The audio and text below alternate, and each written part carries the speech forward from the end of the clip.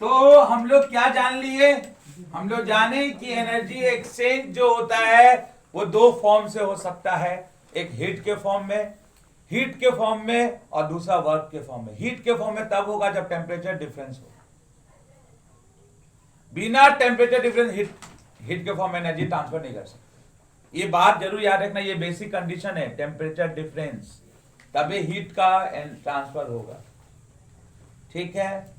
और ये वजह किसके वजह से हीट ट्रांसफर हो रहा है, तो भैया इंटरनल एनर्जी जो बॉडी में प्रेजेंस था, बॉडी में स्टोर था। इंटरनल एनर्जी क्या होता है, तो बहुत सारा पोटेंशियल एनर्जी का टर्म, बहुत सारा काइनेटिक एनर्जी का टर्म। कैसे पोटेंशियल एनर्जी पैदा हुआ, due to force of attraction, due to position, due to configuration. Kinetic energy कैसे पैदा हो गया, ड्यू टू मोशन, अलग अलग प्रकार का मोशन के कारण। यही इंटरनल एनर्जी है। इंटरनल एनर्जी को यू से डिनोट किया जाता है। क्लियर हो गया? यहां तक हम ये भी समझ गए, चूंकि हमारा चैप्टर में हीट पढ़ना है, कैलोरीमेट्री चैप्टर है फिजिक्स का, तो हीट पे ज्यादा ध्यान देंगे। तो हम ये तो जान गए कि कोई भी एक बॉडी से बाहर की तरफ भी हीट जा सकता है, बाहर से अंदर की तरफ भी हीट आ सकता है। बाहर से जब अंदर की तरफ आएगा तो बॉडी का इंटरनल एनर्जी ज्यादा हो जाएगा, तो पॉजिटिव बोलेंगे, तो उसको बोलेंगे heat given to the system. और जब अंदर कोई बॉडी से हीट बाहर जा रहा है, क्योंकि बॉडी का टेम्परेचर ज्यादा, बाहर का टेम्परेचर कम है, तो heat given by the system बोलते हैं, या बाय द बॉडी बोले। वहां पे अंदर का इंटरनल एनर्जी जो स्टोर है, वो एनर्जी को हम ट्रांसफर कर रहे हैं हीट के फॉर्म में। समझ में आया? हीट तभी ट्रांसफर होगा जब दो बॉडी का टेम्परेचर डिफरेंस ज्यादा हो। मान लो मेरे पास जो इंटरनल एनर्जी है, मेरे अंदर का जो मॉलिक्यूल है वो मोशन में है, तो काइनेटिक एनर्जी है, कॉन्फ़िगरेशन है, तो पोटेंशियल एनर्जी है। अब बाहर का टेम्परेचर ज्यादा है या बाहर का टेम्परेचर कम है, मेरे पे टेम्परेचर ज्यादा है, तो हम क्या कर सकते हैं, हीट ट्रांसफर कर सकते हैं। ठीक है, दिमाग में आया? अब अगला बात करते हैं हम लोग, हीट का क्वांटिटी को मेजर किससे किया जाता है। तो व्हाट इज हीट? हीट क्या है? हीट एक तरह का इंटरनल एनर्जी है, ठीक है ना, मॉलिक्यूल का जो बॉडी के अंदर में है, वही ना इंटरनल एनर्जी हीट के फॉर्म में, वर्क के फॉर्म में जा रहा है ट्रांसफर होने। बॉडी में जो इंटरनल एनर्जी वही ना हीट के फॉर्म में, अभी तो बताएं हम आपको, दो फॉर्म में आप कर सकते हैं एनर्जी ट्रांसफर। तो भैया वो एनर्जी कौन सा एनर्जी का ट्रांसफर कर रहे हैं आप? जो इंटरनल एनर्जी है बॉडी के अंदर जो इंटरनल एनर्जी है, वही आप दो तरीका से ट्रांसफर कर सकते हैं। जिंदगी में याद रखना है ये बात, एक हीट के फॉर्म में, एक वर्क के फॉर्म में। तो कौन किसको? इंटरनल एनर्जी को हीट के फॉर्म में, वर्क के फॉर्म में। क्लियर है? हीट के फॉर्म में और वर्क के फॉर्म में। क्लियर है? हम लोग पढ़ रहे हैं हीट, तो हीट के फॉर्म में अभी जानेंगे। ठीक है, तो हीट के फॉर्म में दो चीज सीखे। अगर बॉडी के द्वारा हीट दिया जा रहा बाहर, तो बॉडी का इंटरनल एनर्जी कम हो गया, तो नेगेटिव लेंगे। न्यूमेरिकल का बात कर रहे हैं सब। अब बाहर से कोई हीट हमको दे रहा है, तो बॉडी का इंटरनल एनर्जी ज्यादा हो गया, तो न्यूमेरिकल में उसको पॉजिटिव लेंगे। ये नेगेटिव पॉजिटिव न्यूमेरिकल के लिए बोल रहे हैं। बात समझ में आया? हाँ, समझ में आया? तो क्या है? Heat is the internal energy which is present in the body, है ना, when the body temperature difference, it flow from higher temperature to lower temperature, because energy exchange are two types, in the form of heat और in the form of work. Clear है? हम लोग work नहीं पढ़ रहे, हम लोग class 11 में पढ़ेंगे, अभी वर्क के फॉर्म में, हीट के फॉर्म में। समझ में आया? अगर सिस्टम के द्वारा हीट दिया जा रहा बाहर, तो हीट नेगेटिव होगा, उसको बोलेंगे heat given by the system. और बाहर से अंदर जा रहा है, तो बोलेंगे इंटरनल एनर्जी ज्यादा। मेरा बॉडी में इंटरनल एनर्जी था, वही एनर्जी को हम भेज रहे बाहर, तो मेरा एनर्जी कम हो गया। अब बाहर से आ रहा है, तो मेरा इंटरनल एनर्जी और था ऑलरेडी, और वो एनर्जी और बढ़ गया, तो क्या हो गया? Heat given to the system will be taken positive, heat given by the system will be taken negative. ये न्यूमेरिकल में याद रखना है। सही है? क्लियर हुआ? कोई एक्स्ट्रा एक्सप्लेनेशन नहीं देगा, बार बार बोल रहे हैं। हीट को क्यू से डिनोट करते हैं, हीट को क्यू से डिनोट करते हैं, और हीट का जो यूनिट होता है वो यूनिट ऑफ हीट, ये क्वेश्चन पूछा जाता है एग्जाम में, वो ये नहीं पूछा जाता unit of heat, unit of heat है कैलोरी। आपसे क्वेश्चन क्या पूछा जाता है, आप देखो, एक कैलोरी में कितना जूल होता है, मतलब कैलोरी बड़ा है जूल छोटा है, कैलोरी बड़ा है जूल छोटा है, joule is the unit of energy. तो यहां पर इंटरनल एनर्जी को हम लोग एक्सचेंज कर रहे हैं दो तरीका से, in the form of heat, in the form of work. हम लोग in the form of heat पर रहेंगे, हम लोग का सिलेबस वही है। तो एक कैलोरी में 4.5 जूल होता है, 4.2 जूल, याद रखना, ये क्वेश्चन आएगा बोर्ड में। एक कैलोरी में 4.5 जूल, 4.2 जूल होता है, ठीक है। अब सवाल आगे आया कि हीट को मेजर कैसे करते हैं, कौन सा इक्विपमेंट है, मेजरमेंट ऑफ हीट।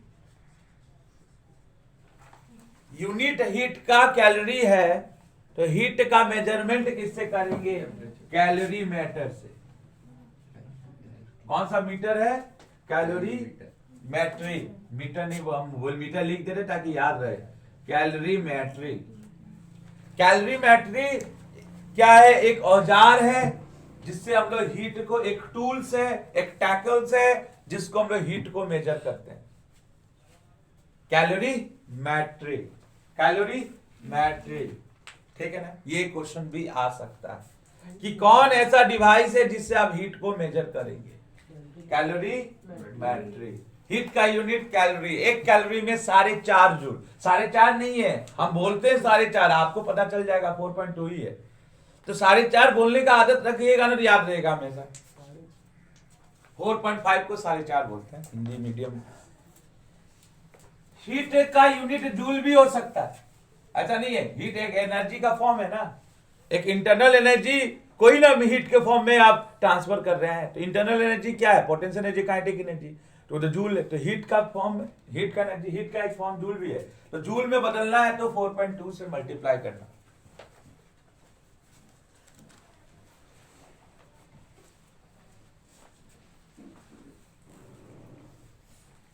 अब आपसे पूछा व्हाट इज 1 कैलोरी, ये बहुत अच्छा क्वेश्चन है। व्हाट इज 1 कैलोरी, एक कैलोरी क्या होता है, तो ये अभी हम नहीं पढ़ाएंगे, इसको फुल स्टॉप दे दो, क्वेश्चन मार्क देके, क्योंकि जब तक तुम फॉर्मूला नहीं पढ़ेगा तब तक तुम नहीं जानेगा।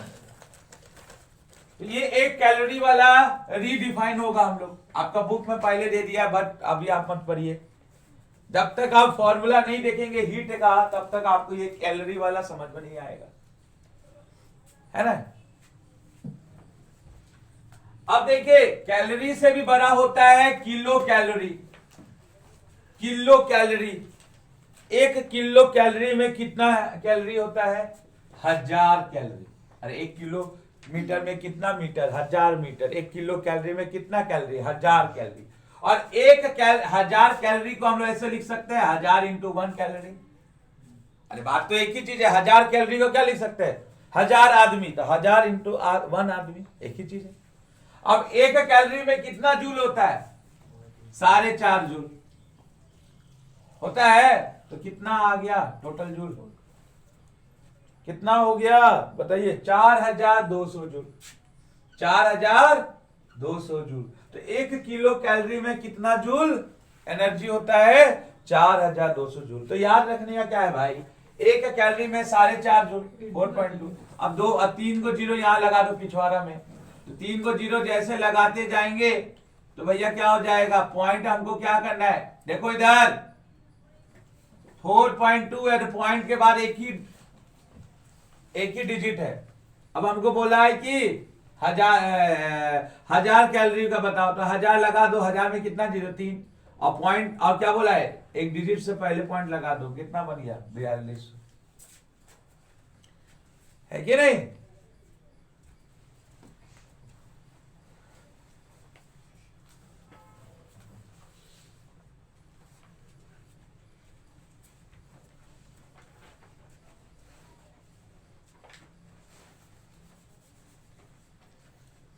आइए अब बात करते हैं टेम्परेचर का।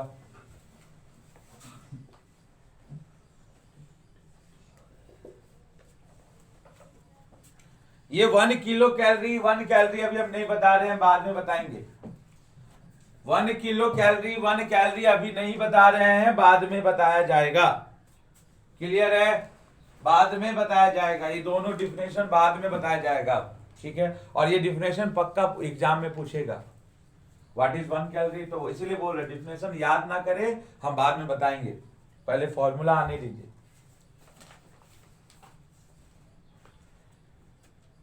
टेम्परेचर क्या होता है? टेम्परेचर, इसके बिना तो खेला नहीं होगा, क्योंकि अभी आप देखिए कि अगर मेरा मॉलिक्यूल गैसियस मॉलिक्यूल होगा, अगर मेरा मॉलिक्यूल गैसियस मॉलिक्यूल होगा, गैसियस मॉलिक्यूल,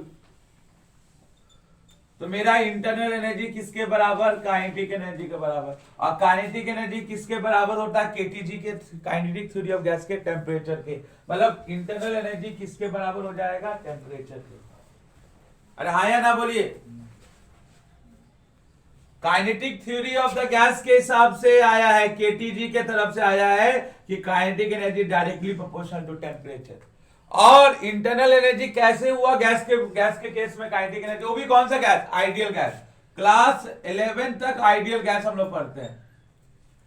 अब ये आइडियल गैस क्या होता है? जो आइडियल गैस इक्वेशन को फॉलो करे, पीवी इक्वल टू एनआरटी, पढ़े होंगे gas law, gas equation 9 class में।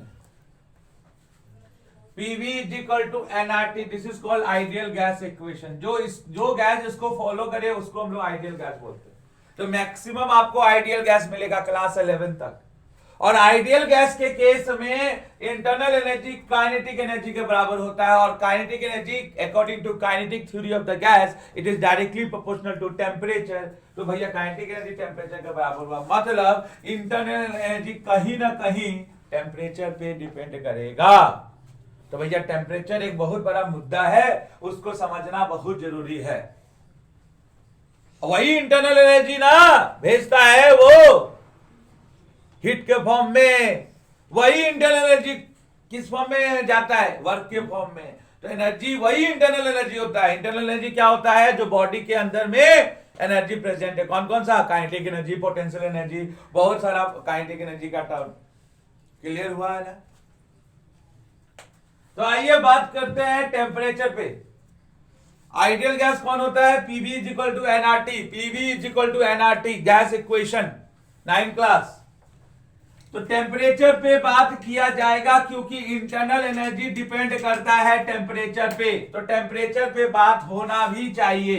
इंटरनल एनर्जी डिपेंड करता है, जैसा कि हम लोग जान चुके हैं, टेम्परेचर पे। जैसा कि आप जान चुके हैं कि इंटरनल एनर्जी काइनेटिक एनर्जी पर डिपेंड करेगा, काइनेटिक एनर्जी टेम्परेचर पे। एक केस में बात कर रहे हैं, देखो ये बात किसका कर रहे हैं? गैस का बात कर रहे हैं। गैस में फोर्स ऑफ अट्रैक्शन कम होता है, इसलिए पोटेंशियल एनर्जी जीरो। होता क्या है इंटरनल एनर्जी? इंटरनल एनर्जी होता है बहुत सारा पोटेंशियल एनर्जी का टर्म, बहुत सारा काइनेटिक एनर्जी का टर्म। तो गैस के केस में मॉलिक्यूल के बीच में फोर्स ऑफ अट्रैक्शन कम हो जाता है, इसलिए पोटेंशियल एनर्जी जीरो। और काइनेटिक एनर्जी, क्योंकि गैस का मॉलिक्यूल स्पेस कम होता, स्पेस ज्यादा होता है तो मोशन कर सकता है, मोशन से काइनेटिक एनर्जी। तो उस केस में इंटरनल एनर्जी किसके बराबर हो जाता है? Kinetic energy. तो याद रखना, in the case of ideal gas, उस केस में यही आएगा इंटरनल एनर्जी। क्लियर है कि नहीं? जहां पे फोर्स ऑफ अट्रैक्शन आएगा वहीं पर होगा। अब तुम बोलेगा सर सॉलिड के केस में, सॉलिड में फोर्स ऑफ अट्रैक्शन बहुत ज्यादा होता है, लेकिन पार्टिकल मोशन में नहीं कर सकता। तो उस केस में इंटरनल एनर्जी क्या हो जाएगा? पोटेंशियल एनर्जी के बराबर। हाँ या ना? क्योंकि मोशन करेगा तो ही काइनेटिक एनर्जी। इंटरनल एनर्जी होता क्या है? Potential energy plus kinetic energy. इस बात पे ध्यान दो। तो गैस के केस में इंटरनल एनर्जी काइनेटिक एनर्जी के बराबर हो जाएगा। और बाकी जहां पे फोर्स ऑफ अट्रैक्शन ज्यादा है, तो समझ जाना, फोर्स ऑफ अट्रैक्शन ज्यादा का मतलब क्या हो गया? तुमको हम बहुत जोर से पकड़ के रखे हैं, इसको जाने देंगे, मोशन करने देंगे, इसका मोशन जीरो, मतलब काइनेटिक एनर्जी जीरो। तो इंटरनल एनर्जी किसके बराबर हो गया? खाली पोटेंशियल एनर्जी के बराबर नहीं हो गया। हाँ या ना बोलिए? हाँ या ना बोलिए? तो जहां पे फोर्स ऑफ अट्रैक्शन ज्यादा होगा वहां इंटरनल एनर्जी पोटेंशियल एनर्जी के बराबर होगा। जहां पर फोर्स ऑफ अट्रैक्शन ना के बराबर होगा, यानी गैस के कारण। गैस में क्या होता है, इंटरमॉलिक्यूलर स्पेस ज्यादा होता है, इंटरमॉलिक्यूलर फोर्स ऑफ अट्रैक्शन कम होता है, तो उस जगह पे पोटेंशियल एनर्जी जीरो हो जाता है और इंटरनल एनर्जी काइनेटिक एनर्जी के बराबर हो जाता है। सही है। अब kinetic energy directly proportional to temperature according to kinetic theory of the gas, according to kinetic theory of the gas, है ना। तो भैया इंटरनल एनर्जी कहीं ना कहीं टेम्परेचर पर डिपेंड कर रहा है, तो टेम्परेचर का मुद्दा पूरा समझ लिया जाएगा, क्योंकि वही इंटरनल एनर्जी को वो हीट के फॉर्म में भेजता है, वही इंटरनल एनर्जी को वो वर्क के फॉर्म में भेजता है। तो ही तरीका से एनर्जी एक्सचेंज होता है। हाँ या ना बोलिए, समझ में आया बात। तो जब भी गैस बोलेंगे इंटरनल एनर्जी के बाद यही करेंगे। क्लियर है। ये सब चीज न्यूमेरिकल में मजा आएगा, मजा न्यूमेरिकल में, है ना। चलिए बात करते हैं टेम्परेचर का। टेम्परेचर क्या है भाई, इस पे इंटरनल एनर्जी डिपेंड करता है। तो टेम्परेचर एक पैरामीटर है। पैरामीटर किसको बोलते हैं, पैरामीटर किसको बोलते हैं, व्हाट इज पैरामीटर। खाली नाम सुने हैं पैरामीटर एक तरह का कांस्टेंट होता है, जिसको बदलने से पूरा इक्वेशन ही बदल जाए, तो वो कांस्टेंट को पैरामीटर बोलते हैं। और वैसा कांस्टेंट जिसको बदलने से कोई फर्क नहीं पड़ रहा है इक्वेशन को, तो वो कांस्टेंट कहलाता है। जैसे y equal to M X plus C, y is equal to M X plus C straight line का इक्वेशन है, पढ़े होंगे, स्लोप इंटरसेप्ट फॉर्म बोलते हैं, स्लोप इंटरसेप्ट फॉर्म। अगर आप सी देखो यहाँ पर सी क्या है, पैरामीटर की कांस्टेंट है। तो सी तुम अगर 2 लिखता है तो सी को बोलते हैं y इंटरसेप्ट। तो भैया y को 2 में काट रहा है कोई लाइन, लेकिन c को जैसे तुम -2 लिखता है तो ये y को -2 में काट रहा है। तो देखो कांस्टेंट को बदलने से क्या हो गया, लाइनें बदल गया। तो ये कांस्टेंट नहीं है, ये पैरामीटर है, पैरामीटर। कांस्टेंट को बदलने से, अच्छा आप ध्यान दो, स्लोप, अगर स्लोप 1 है तो tan कितना हो जाएगा, tan 45 डिग्री। अगर स्लोप -1 है तो tan कितना हो जाएगा, 135 डिग्री। देखिए, तो स्लोप क्या है, पैरामीटर है, जिसको बदलने से पूरा इक्वेशन बदल जाए वो कांस्टेंट पैरामीटर कहलाता है। क्लियर है। हाँ, तो टेम्परेचर को बदलने से पूरा इक्वेशन बदल जाएगा। अगर तुम ही बताओ, अगर हम टेम्परेचर 10 डिग्री ले और टेम्परेचर 15 डिग्री ले, तो आप बोलेंगे कि 15 डिग्री में इंटरनल एनर्जी ज्यादा होगा, 10 डिग्री में इंटरनल एनर्जी कम होगा, 15 डिग्री में काइनेटिक एनर्जी ज्यादा होगा, 10 डिग्री में काइनेटिक एनर्जी कम होगा। तो टेम्परेचर क्या है, एक बहुत बड़ा मुद्दा है, जिसको बदलने से पूरा इक्वेशन चेंज हो जाता है। That's why it is called parameter. खाली रटने नहीं है, समझना है कि why it is called parameter. Constant, ऐसा कांस्टेंट जिसको बदलने से पूरा इक्वेशन बदल जाए। तो टेम्परेचर एक पैरामीटर है जो मेरे को क्या बताएगा, मेरे को क्या बताएगा, ये बताएगा बॉडी का थर्मल स्टेट। बॉडी का क्या बताएगा, थर्मल स्टेट बताएगा, सिस्टम का थर्मल स्टेट बताएगा। थर्मल स्टेट मतलब बॉडी गर्म है, बॉडी ठंडा है, ना ज्यादा गर्म है ना ज्यादा ठंडा है कि नहीं। जब बुखार होता है तो वो थर्मामीटर से हम लोग चेक करते हैं कि नहीं। तो क्या है, वो तो टेम्परेचर ही तो बता रहा है। तो टेम्परेचर क्या बताता है, थर्मल। जब बुखार नहीं होता है तो जनरली 99 में रहेगा, और जब बुखार रहेगा तो 101 102। तो क्या बता रहा है, थर्मल स्टेट बता रहा है ना बॉडी का, है कि नहीं। यानी थर्मल स्टेट को हम लोग दूसरा भाषा में बोल सकते हैं डिग्री ऑफ हॉटनेस और coldness of the body. Body कितना गर्म है और कितना ठंडा है, उसका डिग्री बताता है टेम्परेचर। इसी को थर्मल स्टेट भी बोलते हैं।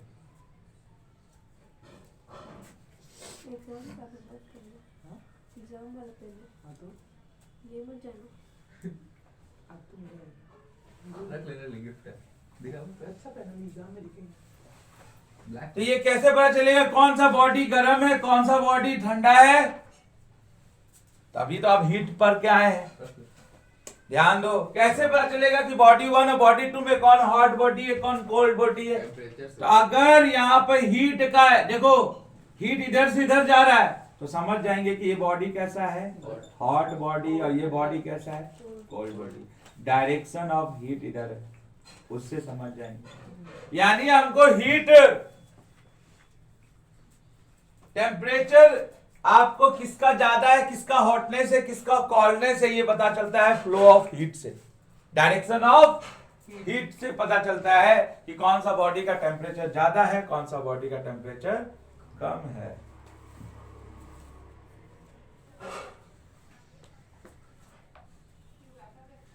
लेकिन अगर कोई दो बॉडी का टेम्परेचर बराबर है तो हीट ट्रांसफर नहीं होगा, ये बात आप जरूर याद रखना। जब बॉडी का टेम्परेचर बराबर हो, बॉडी टेम्परेचर बराबर हो दूसरा बॉडी टेम्परेचर, तो heat is not transfer, heat transfer नहीं होगा, इट विल नॉट ट्रांसफर।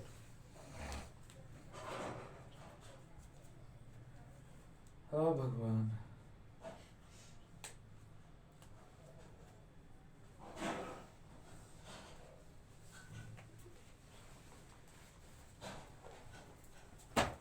चलिए आगे बढ़ा जाए। हम चाहते तो हीट का फॉर्मूला बता सकते थे, लेकिन हम जैसा सीक्वेंस है आपका बुक में उसको समझा दे रहे हैं ताकि मेरा चैप्टर भी खत्म होते जाएगा। क्लियर है? आगे आगे की ओर बढ़े। पूरा क्लियर हुआ? टेम्परेचर पैरामीटर होता है, कांस्टेंट नहीं होता है, उसी से डिसाइड क्योंकि उस पर ही डिसाइड हो जाएगा। और वो कैसे पता चलेगा? तो वो क्या बताता है? टेम्परेचर किसी बॉडी का हॉटनेस और कोल्डनेस बताता है, यानी थर्मल स्टेट बताता है। कैसे बताता है? फ्लो ऑफ डायरेक्शन, हीट के डायरेक्शन से। क्लियर है? हाँ। और ये इंटरनल क्यों पढ़ रहे हैं? क्योंकि इंटरनल ये पूरी टेम्परेचर पर डिपेंड करता है। किस केस में? गैस के मॉलिक्यूल के केस।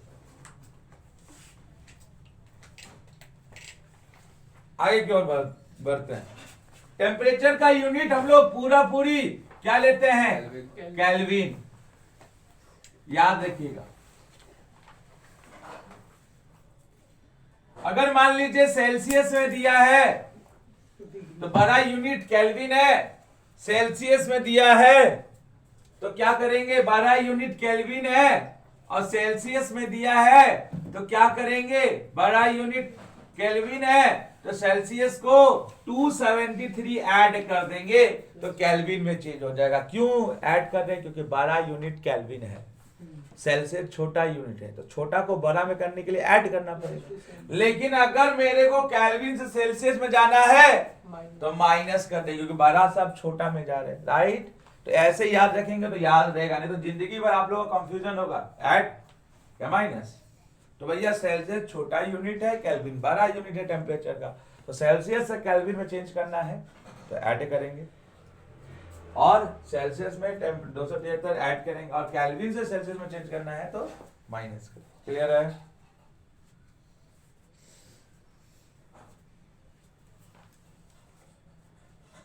केल्विन स्केल पे वेरी इंपॉर्टेंट पॉइंट, इससे क्वेश्चन आता है। केल्विन स्केल पे अगर आपको कहीं भी 0 लिखे या 0 केल्विन दिखाई दे, 0 केल्विन, तो 0 केल्विन कब होगा बॉस? तुम ही बताओ। जब ये टेम्परेचर क्या हो? -273 हो,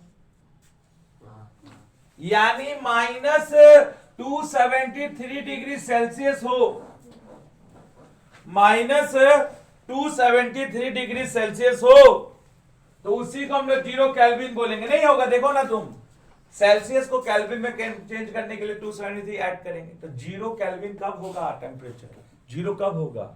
तो सेल्सियस तुम्हारा -273 होगा, क्योंकि तुमको सेल्सियस छोटा यूनिट, केल्विन बड़ा यूनिट, ऐड करने के लिए 273 चाहिए। तो सेल्सियस में कितना रहेगा टेम्परेचर की? 273 ऐड करने में 0 आ जाता, -273। तो उसको बोलते हैं हम लोग एब्सोल्यूट टेम्परेचर या एब्सोल्यूट 0। याद रखिएगा, पूछता है what is the temperature in kelvin at absolute 0 या absolute temperature. What is absolute temperature?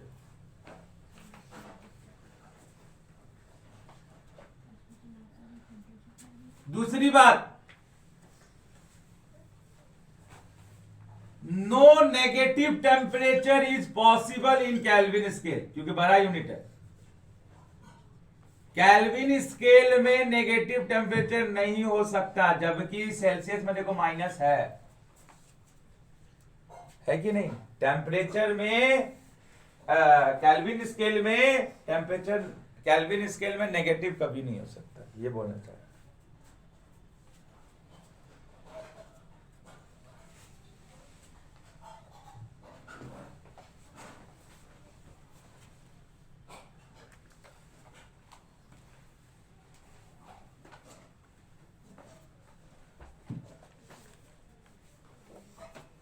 चलिए, अब बहुत बड़ा इंपॉर्टेंट बात आने वाला अब हीट के बारे में, है ना?